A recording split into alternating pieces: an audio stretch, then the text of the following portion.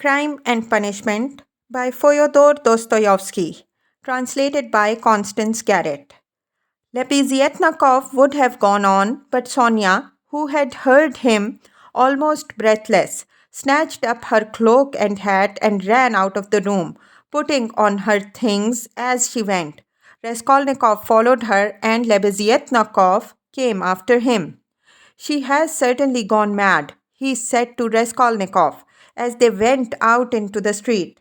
"I didn't want to frighten Sofya Semyonovna, so I said it seemed like it. But there isn't any doubt of it. They say that in consumption, the tubercles sometimes occur in the brain. It's a pity I know nothing of medicine. I did try to persuade her, but she won't listen." "Did you talk to her about the tubercles?" "Not precisely of the tubercles. Besides, she wouldn't have understood. But what I say is that if you convince a person logically that he has nothing to cry about, he'll stop crying. That's clear. Is it your conviction that he won't?" "Life would be too easy if it were so," answered Raskolnikov. Excuse me. Of course it would be. It would be rather difficult for Katerina Ivanovna to understand. But do you know that in Paris they have been conducting serious experiments as to the possibility of curing the insane simply by logical argument? One professor there, a scientific man of standing, lately dead, believed in the possibility of such treatment. His idea was that there's nothing really wrong with the physical organism of the insane, and that insanity is, so to say, a logical mistake, an error of judgment, an incorrect view of things. He gradually showed the madman his error, and would you believe it, they say he was successful. But as he made use of douches too, how far success was due to that treatment remains uncertain. So it seems, at least. Raskolnikov had long ceased to listen. Reaching the house where he lived, he nodded to Lebeziatnikov and went in at the gate. Lebeziatnikov woke up with a start, looked about him, and hurried on. Raskolnikov went into his little room and stood still in the middle of it. Why had he come back here? He looked at the yellow and tattered paper, at the dust, at his sofa. From the yard came a loud, continuous knocking. Someone seemed to be hammering. He went to the window, rose on tiptoe, and looked out into the yard for a long time, with an air of absorbed attention. But the yard was empty and he could not see who was hammering. In the house on the left, he saw some open windows. On the window sills were pots of sickly looking geraniums. Linen was hung out of the windows. He knew it all by heart. He turned away and sat down on the sofa. Never had he felt himself so fearfully alone. Yes, he felt once more that he would perhaps come to hate Sonia, now that he had made her more miserable. Why had he gone to her to beg for her tears? What need had he to poison her life? Oh, the meanness of it! "I will remain alone," he said resolutely, "and she shall not come to the prison." 5 minutes later, he raised his head with a strange smile. That was a strange thought. Perhaps it really would be better in Siberia, he thought suddenly. He could not have said how long he sat there with vague thoughts surging through his mind. All at once the door opened and Donya came in. At first she stood still and looked at him from the doorway, just as he had done at Sonia. Then she came in and sat down in the same place as yesterday, on the chair facing him. He looked silently and almost vacantly at her. "Don't be angry, brother. I've only come for a minute," said Donya. Her face looked thoughtful but not stern. Her eyes were bright and soft. He saw that she too had come to him with love. "Brother, Now I know all. Dmitry Prokofiev has explained and told me everything. They are worrying and persecuting you through a stupid and contemptible suspicion. Dmitry Prokofiev told me that there is no danger and that you are wrong in looking upon it with such horror. I don't think so, and I fully understand how indignant you must be, and that indignation may have a permanent effect on you. That's what I'm afraid of. As for your cutting yourself off from us, I don't judge you. I don't venture to judge you, and forgive me for having blamed you for it. I feel that I too, if I had so great a trouble, should keep away from everyone. I shall tell mother nothing of this, but I shall talk about you continually and shall tell her from you that you will come very soon. Don't worry about her. I will set her mind at rest. But don't you try her too much. Come once at least. Remember that she is your mother. And now I have come simply to say, Donya began to get up, that if you should need me or should need all my life or anything, call me and I'll come. Goodbye. She turned abruptly and went towards the door. Donya, Raskolnikov stopped her and went towards her. That Razumahin, Dmitry Prokofiev, is a very good fellow. Donya flushed slightly. Well, she asked, waiting a moment. He is competent, hardworking, honest, and capable of real love. Goodbye, Donya. Donya flushed crimson. Then, suddenly, she took alarm. But what does it mean, brother? Are we really parting forever? That you give me such a parting message. Never mind. Goodbye. He turned away and walked to the window. She stood a moment, looked at him uneasily, and went out, troubled. No, he was not cold to her. There was an instant, the very last one, when he had longed to take her in his arms and say goodbye to her, and even to tell her, but he had not dared even to touch her hand. Afterwards, she may shudder when she remembers that I embraced her, and will feel that I stole her kiss. And would she stand that test? He went on a few minutes later to himself. No, no, she won't. Girls like that can't stand things. They never do. And he thought of Sonia. There was a breath of fresh air from the window.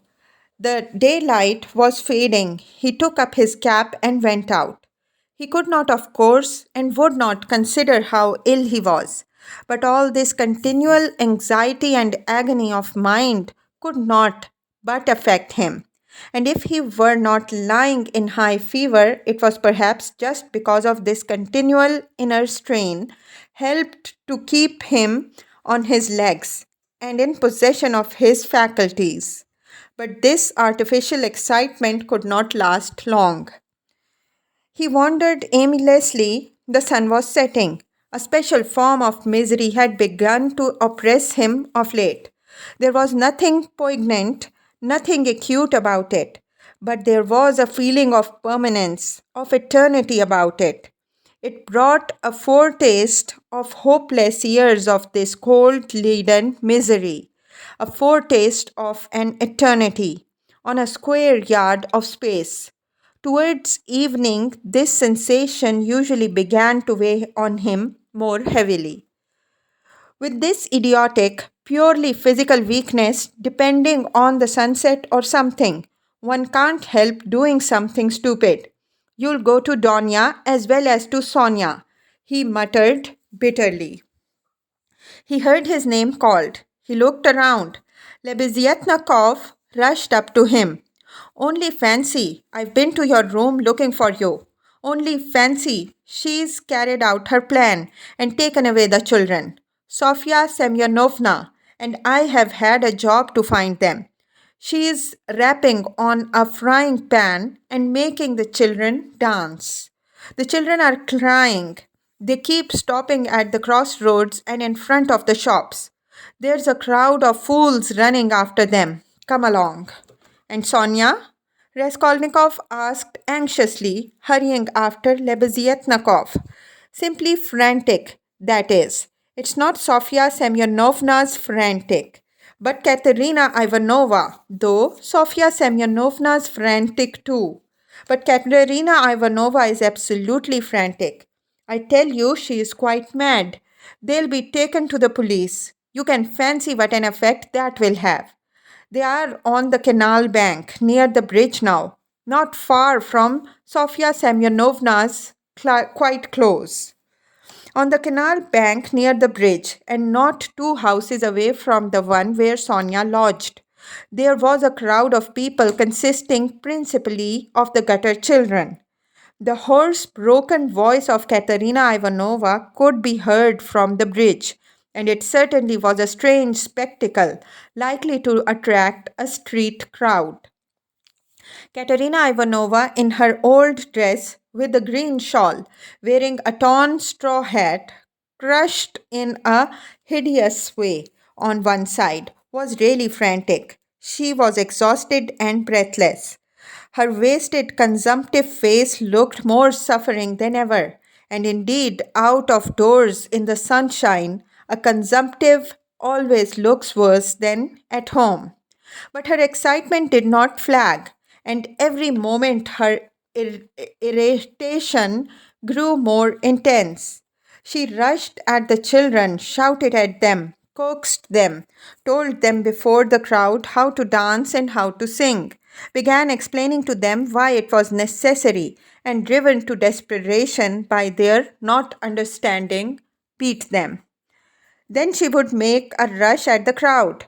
If she noticed any decently dressed person stopping to look, she immediately appealed to him to see what these children, from a genteel, one may say, aristocratic house, had been brought to. If she heard laughter or jeering in the crowd, she would rush at once at the scoffers and begin squabbling with them. Some people laughed, others shook their heads, but everyone felt curious at the sight of the mad woman with the frightened children. The frying pan of which Lebeziatnikov had spoken was not there. At least, Raskolnikov did not see it. But instead of rapping on the pan, Katerina Ivanova began clapping her wasted hands when she made Lida and Kolya dance and Polenka sing. She too joined in the singing, but broke down at the second note with a fearful cough, which made her curse in despair and even shed tears. What made her most furious was the weeping and terror of Kolya and Lida. Some effort had been made to dress the children up as street singers are dressed. The boy had on a turban made of something red and white to look like a Turk. There had been no costume for Lida. She simply had a red knitted cap, or rather a nightcap, that had belonged to Marmeladov, decorated with a broken piece of white ostrich feather, which had been Katerina Ivanova's grandmother's and had been preserved as a family possession. Polenka was in her everyday dress. She looked in timid perplexity at her mother and kept at her side, hiding her tears. She dimly realized her mother's condition and looked uneasily about her. She was terribly frightened of the street and the crowd. Sonia followed Katerina Ivanova, weeping and beseeching her to return home. But Katerina Ivanova was not to be persuaded. "Leave off, Sonia, leave off," she shouted, speaking fast, panting and coughing. "You don't know what you ask. You are like a child. I've told you before that I'm not coming back to that drunken German. Let all Petersburg see the children begging in the street, though their father was an honorable man who served all his life in truth and fidelity, and one may say died in service." Katerina Ivanova had by now invented this fantastic story and thoroughly believed it.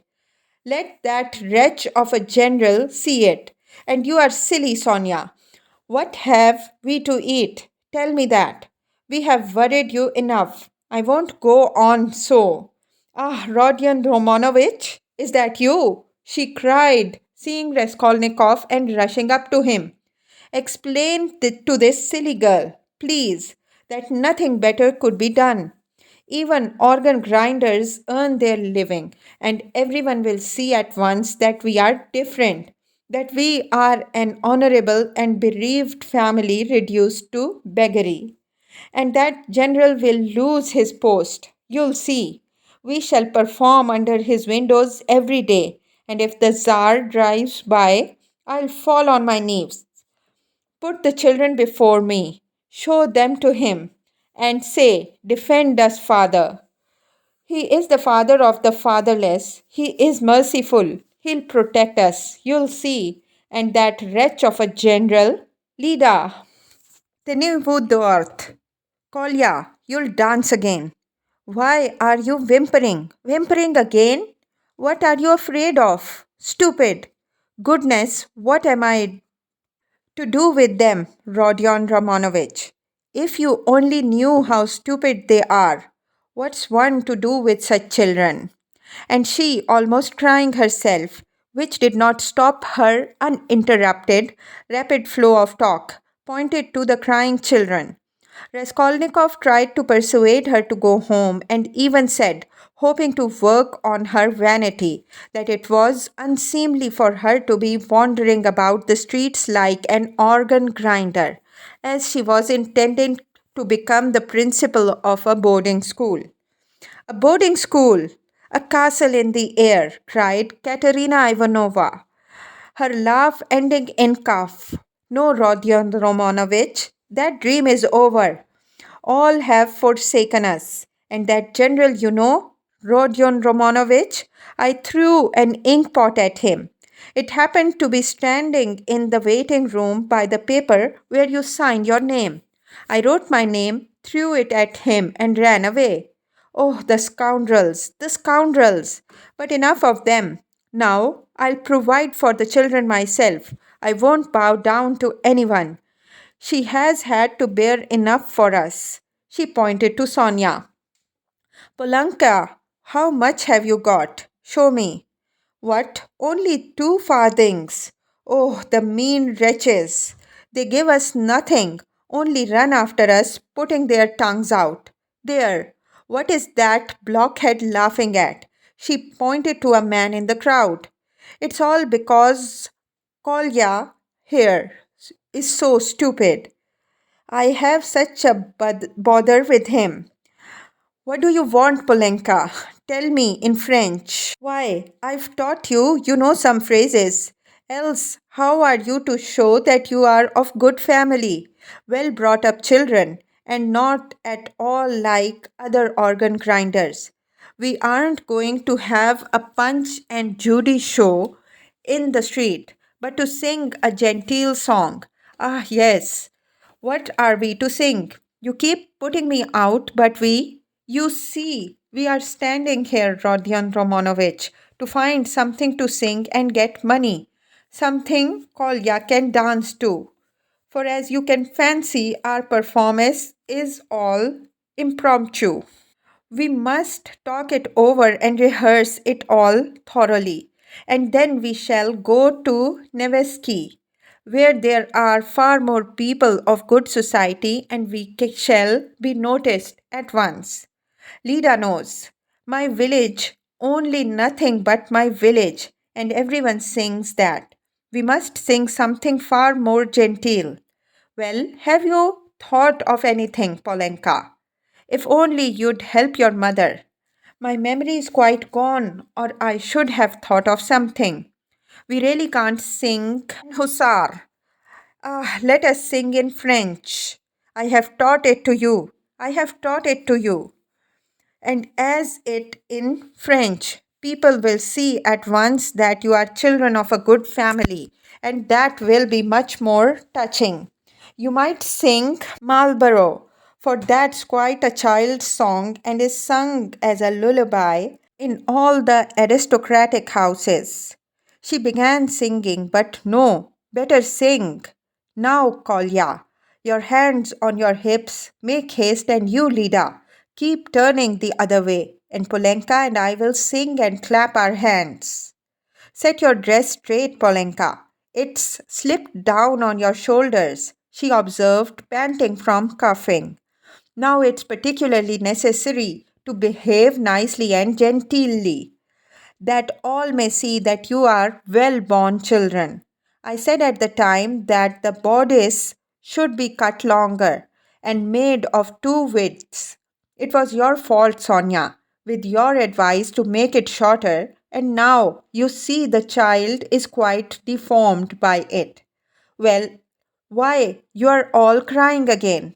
What's the matter, stupids? Come, Kolya, begin. Make haste, make haste. Oh, what an unbearable child. A policeman again? What do you want? A policeman was indeed forcing his way through the crowd. But at that moment, a gentleman in civilian uniform and an overcoat, a solid looking official of about 50 with a decoration on his neck, which delighted Katerina Ivanovna and had its effect on the policeman, approached and without a word handed her a green 3 ruble note. His face wore a look of genuine sympathy. Katerina Ivanovna took it and gave him a polite, even ceremonious bow. I thank you, honored sir, she began loftily. The causes that have induced us take the money, Polenka. You see, there are generous and honorable people who are ready to help a poor, genteel woman in distress. You see, honored sir, these orphans of good family, I might even say of aristocratic connections, and that wretch of a general sat eating grouse and stamped at my disturbing him. Your Excellency, I said, protect the orphans, for you knew my late husband, Semyon Zaharovich, and on the very day of his death, the basest of scoundrels slandered his only daughter. That policeman again. Protect me, she cried to the official. Why is that policeman edging up to me? We have only just run away from one of them. What do you want, you fool? It's forbidden in the streets. You mustn't make a disturbance. It's you. You're making a disturbance. It's just the same as if I were grinding an organ. What business is it of yours?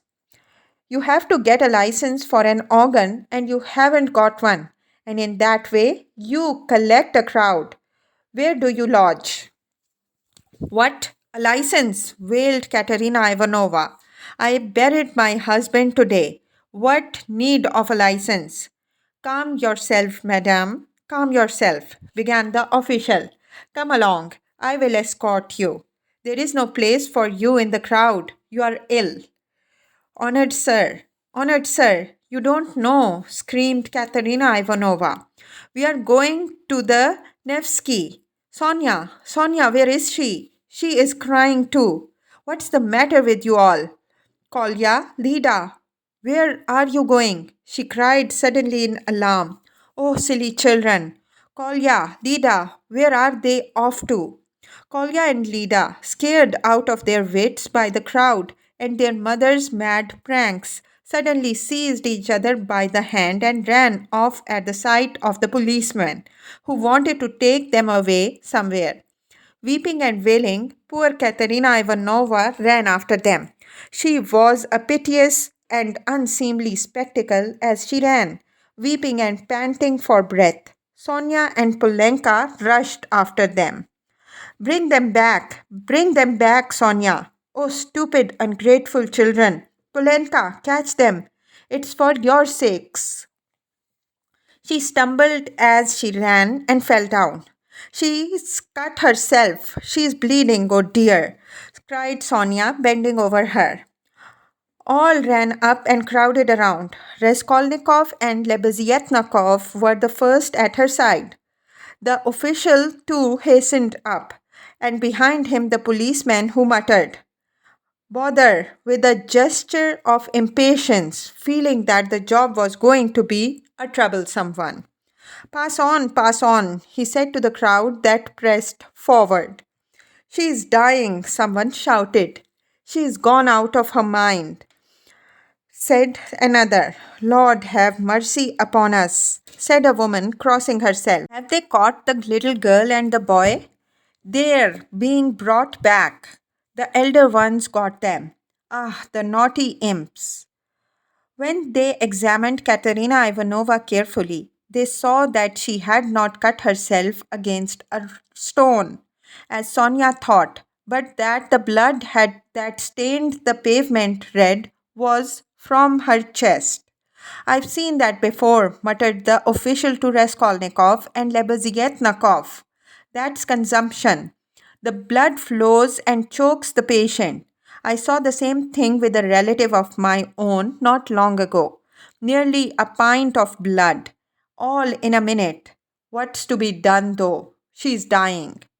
This way to my room, Sonia implored. I live here. See, that house, the second from here. Come to me, make haste. She turned from one to the other. Send the doctor. Oh dear. Thanks to the officials' efforts, this plan was adopted. The policemen even helping to carry Katerina Ivanovna. She was carried to Sonia's room almost unconscious and laid on the bed. The blood was still flowing, but she seemed to be coming to herself. Raskolnikov, Lebeziatnikov, and the official accompanied Sonia into the room and were followed by the policemen, who first drove back the crowd, which followed to the very door. Polenka came in holding Kolya and Lida, who were trembling and weeping. Several persons came in too from the Kapernaumov's room, the landlord, a lame, one-eyed man of strange appearance with whiskers and hair that stood up like a brush. His wife, a woman with an everlastingly scared expression, and several open-mouthed children with wonder-struck faces. Among these, Svidrigailov suddenly made an appearance.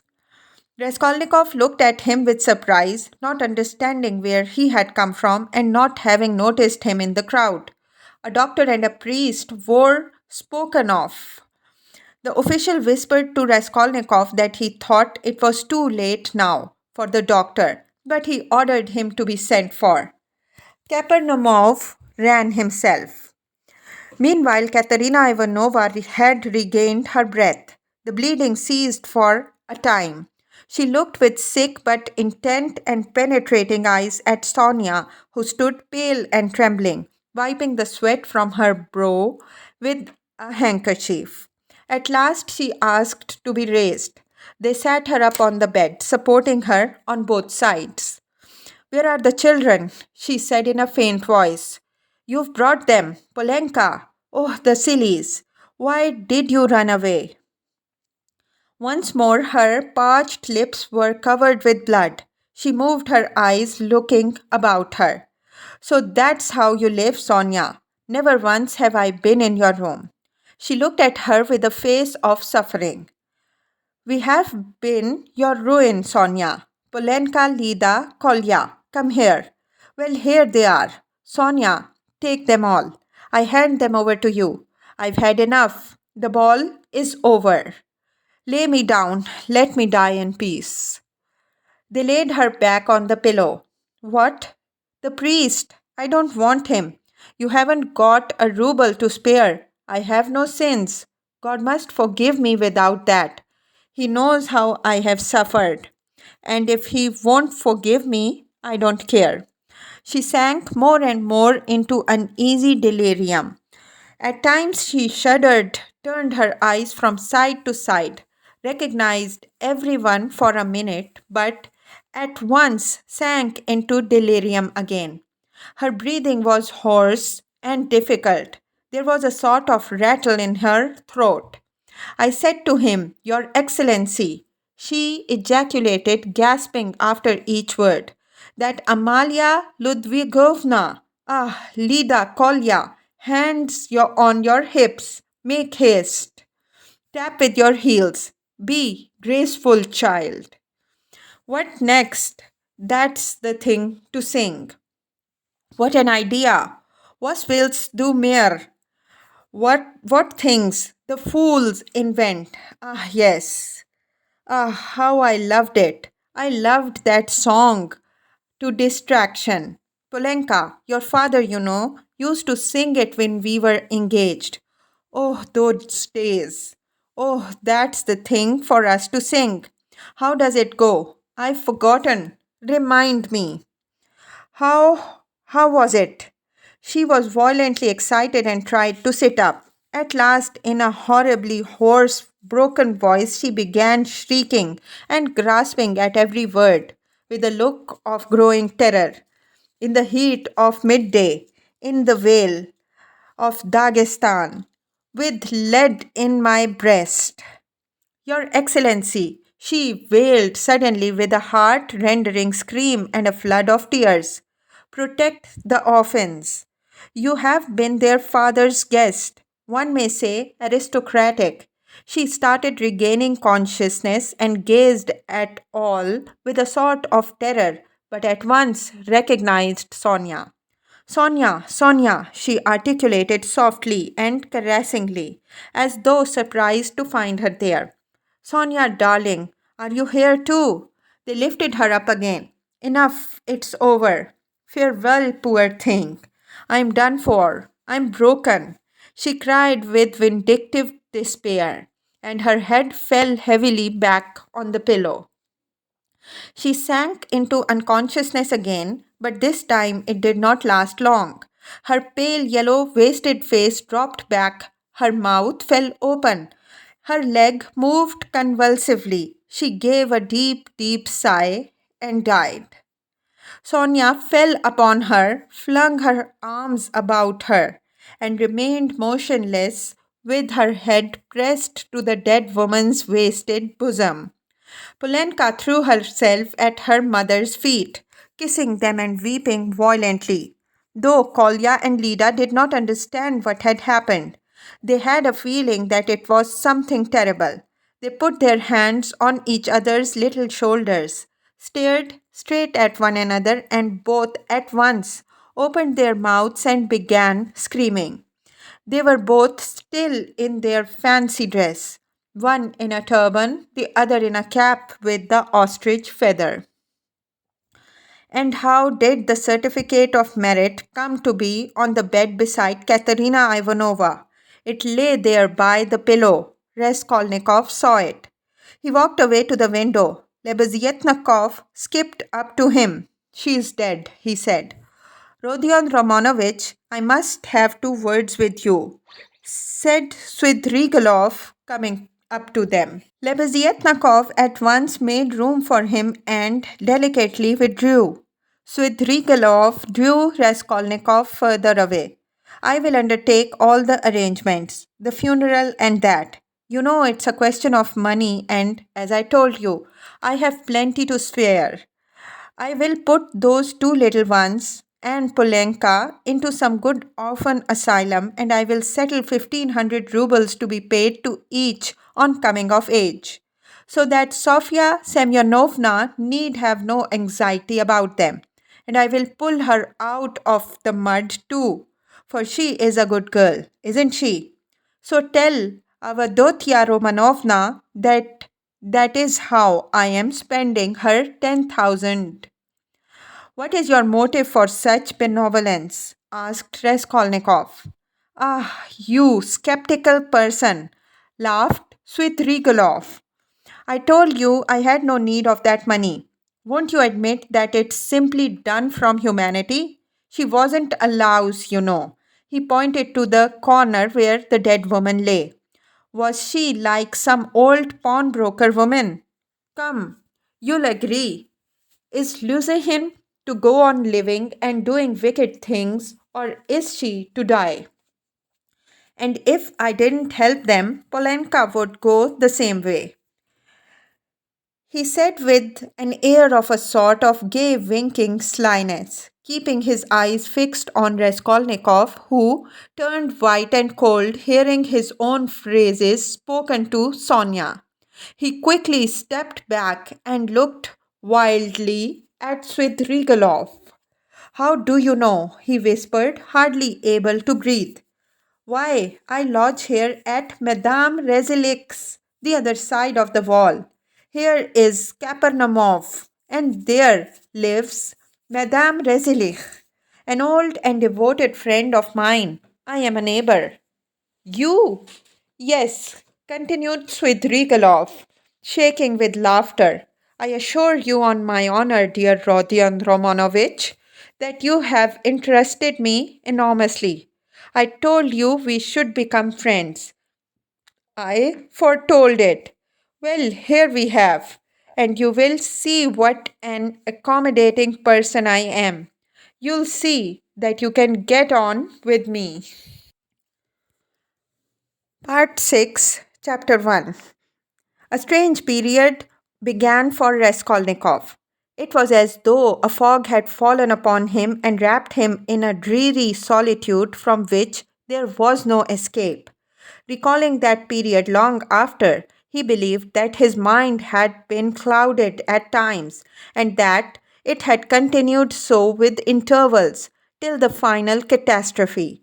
He was convinced that he had been mistaken about many things at that time, for instance, as to the date of certain events.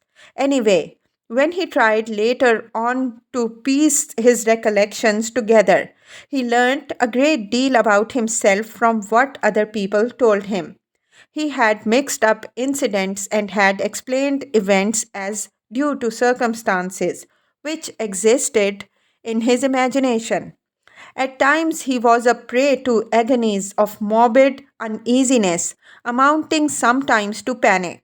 But he remembered too moments, hours, perhaps whole days of complete apathy, which came upon him as a reaction from his previous terror, and might be compared with the abnormal insensibility sometimes seen in the dying.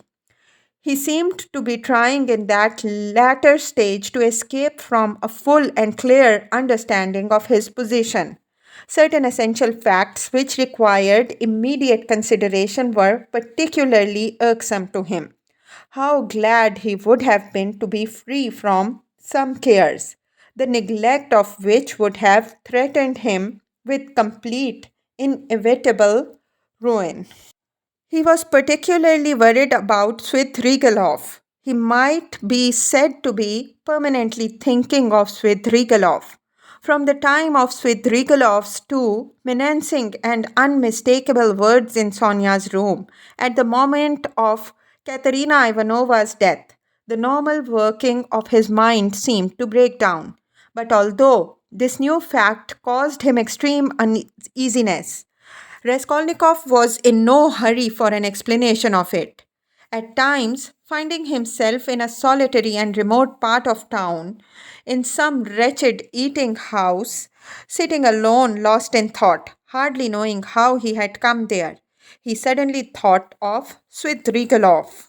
He recognized suddenly, clearly, and with dismay that he ought at once to come to an understanding with that man and to make what terms he could. Walking outside the city gates one day, he positively fancied that they had fixed a meeting there, that he was waiting for Svidrigailov. Another time, he woke up before daybreak lying on the ground under some bushes and could not at first understand how he had come there. But during the 2 or 3 days after Katerina Ivanova's death, he had 2 or 3 times met Svidrigailov at Sonia's lodging, where he had gone aimlessly for a moment.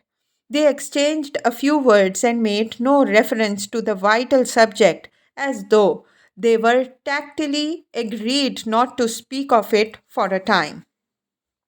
Katerina Ivanova's body was still lying in the coffin. Svidrigailov was busy making arrangements for the funeral. Sonia too was very busy. At their last meeting, Svidrigailov informed Raskolnikov that he had made an arrangement, and a very satisfactory one, for Katerina Ivanova's children, that he had, through certain connections, succeeded in getting hold of certain personages by whose help the three orphans could be at once placed in very suitable institutions, that the money he had settled on them had been of great assistance, as it is much easier to place orphans with some property than destitute ones. He said something too about Sonia and promised to come himself in a day or two to see Raskolnikov, mentioning that he would like to consult with him, that there were things they must talk over.